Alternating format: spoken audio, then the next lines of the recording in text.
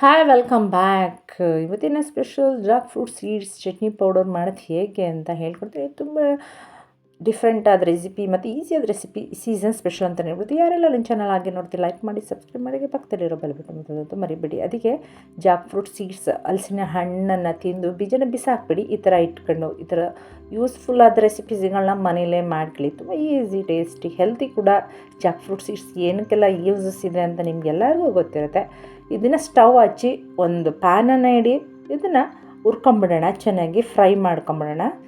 ಇದು ಮೇಯ್ನ್ ಏನು ಅಂದರೆ ಕ್ರಿಸ್ಪಿಯಾಗಿ ಹುರ್ಕೋಬೇಕು ನೋಡಿ. ಈ ಥರ ಅದು ಕುಟ್ಟಿದ್ರೆ ಪುಡಿ ಪುಡಿ ಆಗಿಬಿಡ್ಬೇಕು, ಆ ಥರ ಫ್ರೈ ಮಾಡ್ಕೋಬೇಕು.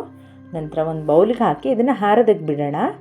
ನಂತರ ಅದೇ ಪ್ಯಾನಿಗೆ ಒಂದು 4-5 ಸ್ಪೂನಷ್ಟು ಕಡಲೆಬೀಜ, ಒಂದು 1/4 ಬೌಲಷ್ಟು ಕಡಲೆಬೇಳೆ, ಒಂದು 1/4 ಬೌಲಷ್ಟು ಹೆಸರುಬೇಳೆ, ಮತ್ತು ನಿಮ್ಮ ಖಾರಕ್ಕೆ ತಕ್ಕಾಗಿ ಒಣಮೆಣಸಿನ್ಕಾಯಿ, ಕರಿಬೇವು ಸೊಪ್ಪು ಒಂದು ಅರ್ಧ ಹಿಡಿಯಷ್ಟು, ಒಂದು ಬೆಳ್ಳುಳ್ಳಿ, ಮತ್ತು ಒಂದು ಸಣ್ಣ ನಿಂಬೆ ಗಾತ್ರದಷ್ಟು ಹುಣಸೆಹಣ್ಣು, ಮತ್ತು ಕೊಬ್ಬರಿ ಚೂರುಗಳನ್ನ ಹಾಕಿ ಇದನ್ನು ಕೂಡ ಫ್ರೈ ಮಾಡ್ಕೊಳ್ಳೋಣ. ಮೀಡಿಯಮ್ ಫ್ಲೇಮಲ್ಲೇ ಫ್ರೈ ಮಾಡ್ಕೊಳ್ಳಿ, ಯಾವುದು ಕೂಡ ಸಿದೋಗ್ದಂಗೆ. ನಂತರ ಇದಕ್ಕೆ ಸ್ವಲ್ಪ ಬೆಲ್ಲನ ಆ್ಯಡ್ ಮಾಡ್ತಾಯಿದ್ದೀನಿ. ನಂತರ ರುಚಿಗೆ ತಕ್ಕಷ್ಟು ಉಪ್ಪನ್ನು ಹಾಕಿ ಇದಕ್ಕೆ ನಂತರ ಇದಕ್ಕೆ ರುಚಿಗೆ ತಕ್ಕಷ್ಟು ಉಪ್ಪನ್ನು ಹಾಕಿ ನಂತರ ಇದನ್ನು ಚೆನ್ನಾಗಿ ಮಿಕ್ಸ್ ಮಾಡಿ ಆರ್ದಕ್ಕೆ ಬಿಡೋಣ. ಇದನ್ನು ಕೂಡ ನಂತರ ನೋಡಿ, ಹಲಸಿನ ಬೀಜ ಆರಿದ ನಂತರ ಈ ಥರ ಸಿಪ್ಪೆನ ರಿಮೂವ್ ಮಾಡಿ, ಎಲ್ಲದನ್ನು ಕೂಡ ಸಿಪ್ಪೆ ರಿಮೂವ್ ಮಾಡಿ ಇದನ್ನು ಕುಟ್ಟಿ ನಂತರ ನೋಡಿ ಇದರ ಸಿಪ್ಪೆ ರಿಮೂವ್ ಮಾಡಿ ಇದನ್ನು ಈ ಥರ ಸಿಪ್ಪೆ ರಿಮೂವ್ ಮಾಡಿದಂಥ ಹಲಸಿನ ಬೀಜನ ಒಂದು ಕಡೆ ಇಟ್ಕೊಳ್ಳೋಣ. ನಂತರ ಇದಕ್ಕೆ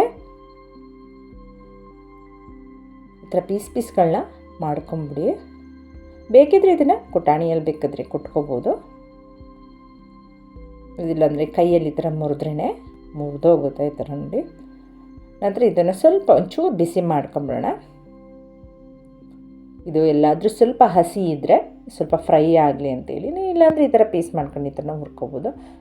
ನಂತರ ನೋಡಿ ಈ ಥರ ಆಗಿರುತ್ತೆ. ಇದನ್ನೆಲ್ಲನೂ ಕೂಡ ಆರಿದ ನಂತರ ಒಂದು ಮಿಕ್ಸಿ ಜಾರ್ಗೆ ಹಾಕಿ ಪುಡಿ ಮಾಡ್ಕೊಂಬಿಟ್ರೆ ರುಚಿಯಾದ ಹೆಲ್ತಿಯಾದ ಚಟ್ನಿ ಪೌಡರ್ ರೆಡಿ ಆಗುತ್ತೆ ನೋಡಿ. ಈ ಥರ ಹಾಕಿ ನುಣ್ಣಗೆ ಪುಡಿ ಮಾಡ್ಕೊಳ್ಳೋಣ. ಇದು ಒಂದೇ ಸತಿ ಪುಡಿ ಮಾಡೋಕ್ಕೋದ್ರೆ ನಿಮಗೆ ಮುದ್ದೆ ಥರ ಆಗಿಬಿಡುತ್ತೆ.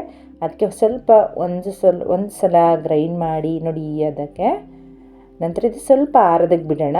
ಈಗ ತಕ್ಷಣ ಪುಡಿ ಮಾಡೋಕ್ಕೋದ್ರೆ ನಿಮಗೆ ಉಂಡೆ ಆಗಿಬಿಡುತ್ತೆ ಅಂತೇಳಿ ನಾನು ಒಂದು ತಟ್ಟೆಗೆ ಇದಕ್ಕೆ ಆರಕ್ಕೆ ಇಟ್ಟಿದ್ದೀನಿ. ನಂತರ ಆರಿದಂಥ ಪುಡಿಯನ್ನು ಮತ್ತೆ ಮಿಕ್ಸಿ ಜಾರ್ಗೆ ಹಾಕಿ ಇದನ್ನು ನುಣ್ಣಗೆ ಪೌಡರ್ ಮಾಡ್ಕೊಂಬಿಡೋಣ. ಈಗ ನೋಡಿ ಮಿಕ್ಸಿ ಜಾರ್ಗೆ ಹಾಕಿದ್ದೀನಿ. ಈಗ ನಂತರ ಪೌಡ್ರ್ ಮಾಡಿದ ನಂತರ ನೋಡಿ ಈ ಥರ ನುಣ್ಣಗೆ ಪೌಡ್ರ್ ಆಗಿದೆ. ಆಗಲೇ ಹೇಳ್ದಂಗೆ ಬಿಸಿ ರುಚಿಯಾದ ಮತ್ತು ಹೆಲ್ತಿಯಾದ ಜಾಕ್ ಫ್ರೂಟ್ ಸೀಡ್ಸ್ ಹಲಸಿನ ಬೀಜದ ಚಟ್ನಿ ಪೌಡರ್ ರೆಡಿ ಆಯಿತು. ಯಾರಿಗೆಲ್ಲ ಈ ಚಟ್ನಿ ಪೌಡರ್ ರೆಸಿಪಿ, ಅದೇ ಡಿಫ್ರೆಂಟ್ ಆದ ಚಟ್ನಿ ಪೌಡರ್ ರೆಸಿಪಿ ಇಷ್ಟ ಆಯಿತು, ಪ್ಲೀಸ್ ಲೈಕ್ ಮಾಡಿ, ಶೇರ್ ಮಾಡಿ, ಕಮೆಂಟ್ ಮಾಡಿ, ಸಬ್ಸ್ಕ್ರೈಬ್ ಆಗೋದಂತೂ ಮರಿಬೇಡಿ. ಬಾಯ್, ಥ್ಯಾಂಕ್ಸ್ ಫಾರ್ ವಾಚಿಂಗ್.